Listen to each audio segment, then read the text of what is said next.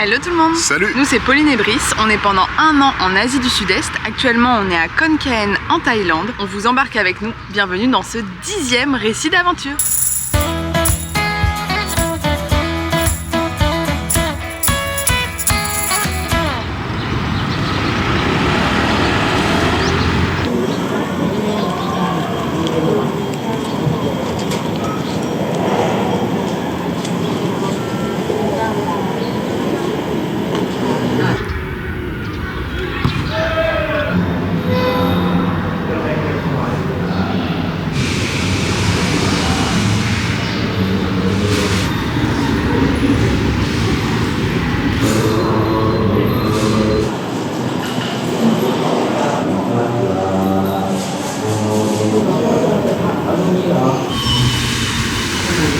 On est au Wat Phra Ma That Kaen Nakhon, qui est le plus grand temple de Khon Kaen, un petit peu le symbole de la ville. C'est un temple qui ressemble pas du tout aux autres vues d'extérieur. Il est haut de 80 mètres de haut avec 9 étages. Chaque étage est thématisé jusqu'à arriver au dernier tout en haut où on honore Bouddha. Au rez-de-chaussée du temple, il y a une relique de Bouddha. Et on continue de monter les escaliers pour atterrir au 9e étage tout en haut. On pourra aussi profiter normalement d'une belle vue sur la ville.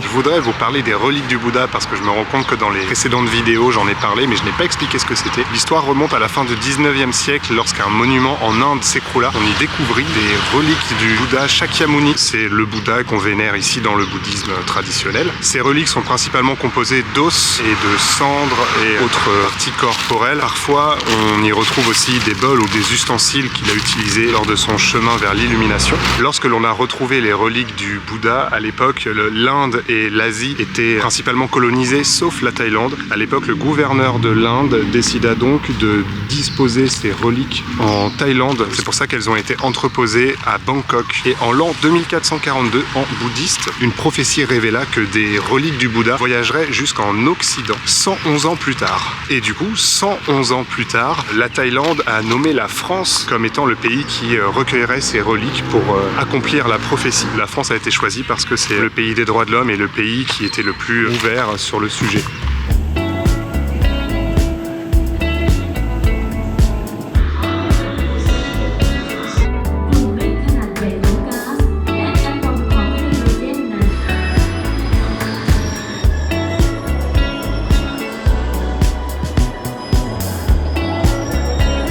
La mâchoire qui grince un petit peu. Il va falloir mettre de l'huile les gars là. Hein.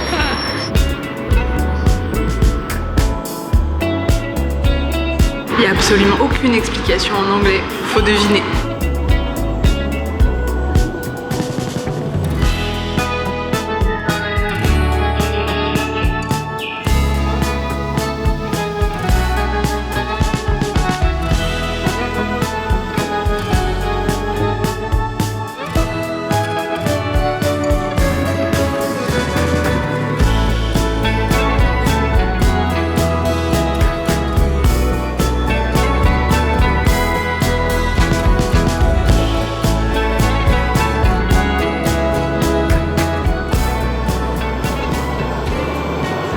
musée est situé dans le parc universitaire de la ville de Khon Kaen. C'est une ville d'ailleurs qui met un accent assez important sur son université. Elle a d'ailleurs été renommée Smart City. Il y a eu tout un plan du gouvernement thaïlandais pour investir dans les universités et dans les sites de recherche et dans les infrastructures de l'école tout simplement. À environ 1h10 de voiture de Khon Kaen, il y a un énorme cratère en fait. C'est pour ça qu'il y a plein de dinosaures et qu'il y a plein de choses relatives au Jurassique et au Crétacé. Ici, tout tourne vraiment autour des dinosaures. Il y en a d'ailleurs des statues un petit peu partout en ville.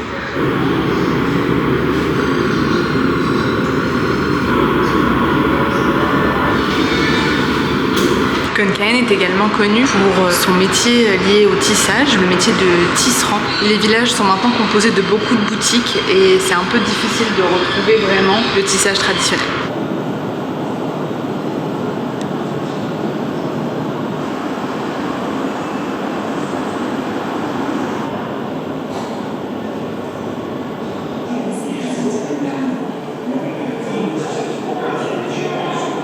Le Covid, c'est pas comme chez nous. Ils sont encore bien obsédés par le Covid. Ouais. D'ailleurs, en Thaïlande, beaucoup de gens ont des masques. Oui, et au début, on pensait que le port du masque était lié à la pollution, des pots d'échappement, etc. Mais on a croisé plusieurs personnes qui portaient le masque et qui nous ont dit Covid, Covid. Ils l'ont encore vachement en tête.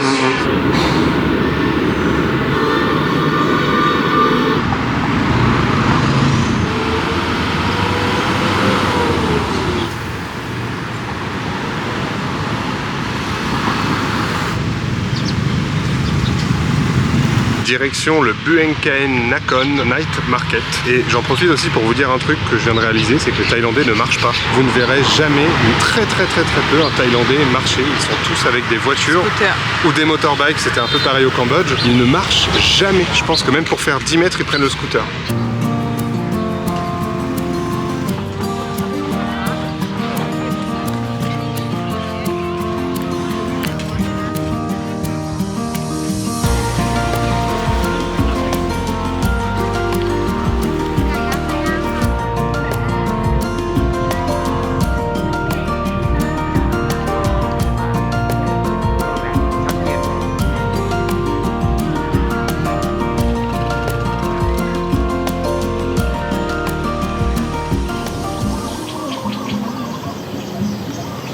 On se retrouve le lendemain matin. Ce matin, on a prévu de visiter le Wat Thong Seti. On l'avait repéré sur Google Maps et en plus en discutant avec Fadela Travel sur Insta, elle nous l'a conseillé aussi. D'ailleurs, on vous met sa chaîne YouTube en description. Elle a pas mal baroudé dans l'Isan. Elle a des bons conseils quand même sur ce qu'il faut faire, etc. Donc, on vous met sa chaîne dans la description si ça vous intéresse. Et on va voir le temple.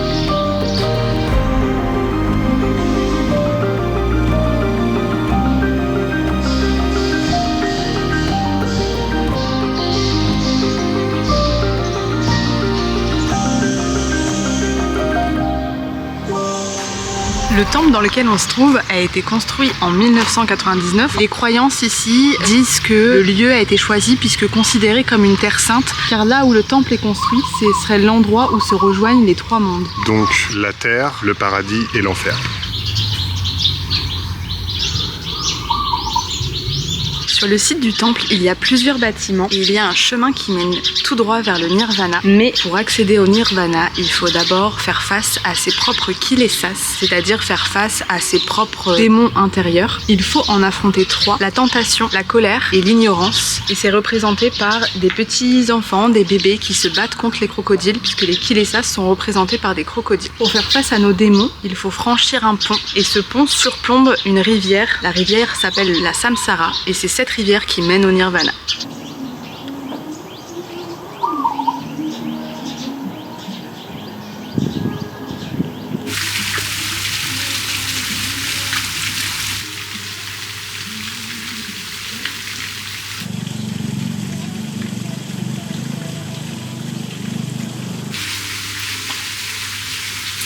Du coup, petit update, après avoir passé quand même plusieurs jours dans l'Isan, la région est de la Thaïlande, on se rend compte que c'est quand même assez compliqué parfois de louer des scooters. Phitsanulok était la première mésaventure là-dessus, et là, Khon Kaen, c'est pareil. On n'avait pas vraiment prévu de faire la ville, on voulait louer un scooter et faire les environs, parce qu'il y a un grand cratère avec un musée sur les dinosaures, là où il y a des empreintes de pas de dinosaures, un parc avec des dinosaures, bref, vous l'avez vu, la ville tourne vachement autour de ça. C'est à 80 km, mais impossible de louer quoi que ce soit ici. On s'est renseigné même sur les transports en commun au niveau des bus. À l'hôtel, ils n'ont pas su nous répondre. On a regardé tous les blogs, les routards, etc. On a même été à l'office du tourisme, où d'ailleurs la dame ne parlait pas anglais. Elle n'a pas su nous répondre. On lui a demandé si c'était possible d'appeler le bus terminal pour avoir les horaires, les infos. Elle n'a pas voulu. On a demandé sur des groupes Facebook, des gens nous ont dit qu'il y avait des bus toutes les demi-heures, d'autres nous ont dit qu'il y en avait 2 par jour. C'est fouillis complet. Vu que Khon Kaen c'est une ville qui est absolument pas touristique, bah encore une fois rien n'est fait pour, admettons pourquoi pas, mais c'est vrai que nous dans notre cas on est un petit peu déçus parce qu'on comptait pas trop faire la ville, on comptait faire les alentours qui ont l'air super cool et bon. Et les Thaïs de manière générale sont très voituro-dépendants ou scooturo-dépendants. Ils ne marchent pas du tout, personne ne marche dans la rue. Et voilà, là les transports en commun pour accéder à un parc comme ça, c'est pas du tout développé, la question se pose pas puisque de toute façon les familles y vont en voiture. Quand on n'est pas motorisé, c'est compliqué. Donc Khon Kaen, la ville en tant que telle... Il y a des petits trucs à voir qu'on a réussi à faire un petit peu, mais bah là on a encore la journée complète de demain et on sait pas trop quoi faire, il y a pas grand chose quand même. Le plus intéressant c'est les campagnes alentours, il y a énormément de rizières, ça a l'air magnifique et surtout cet énorme cratère avec le parc dinosaure et le musée dinosaure. On ne fera pas, je suis carrément dégoûté, en plus on en parle presque depuis qu'on arrive à Bangkok, ouais. C'était un peu un goal. Le meilleur tips pour moi si vous venez dans l'Isan et si vous voulez vous faire un espèce de road trip dans l'Isan, c'est d'être motorisé. Honnêtement, prendre, quitte à louer une voiture pendant 3 semaines et faire tout ce que vous voulez. Ça dépend vraiment des villes quoi. En tout cas, Phitsanulok, Khon Kaen, compliqué. Donc voilà, un peu déçu pour le cratère, mais on va continuer à visiter la ville quand même. Ou pas. Ou pas.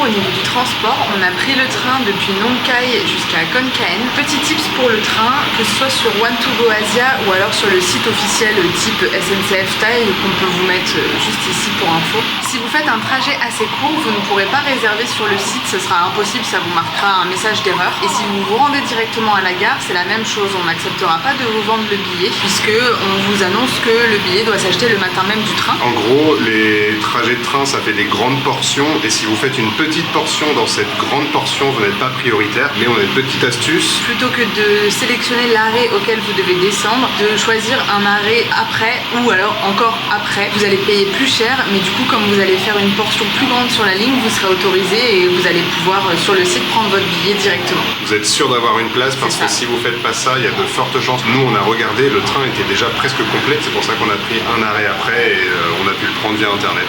En tout cas, on espère que cette vidéo vous a plu. On se retrouve bientôt dans une nouvelle destination. N'hésitez pas à commenter, à liker et à vous abonner. Abonnez-vous à la chaîne YouTube et aussi au petit Instagram qui s'affiche par là si vous voulez nous suivre en temps réel. Bisous! Salut!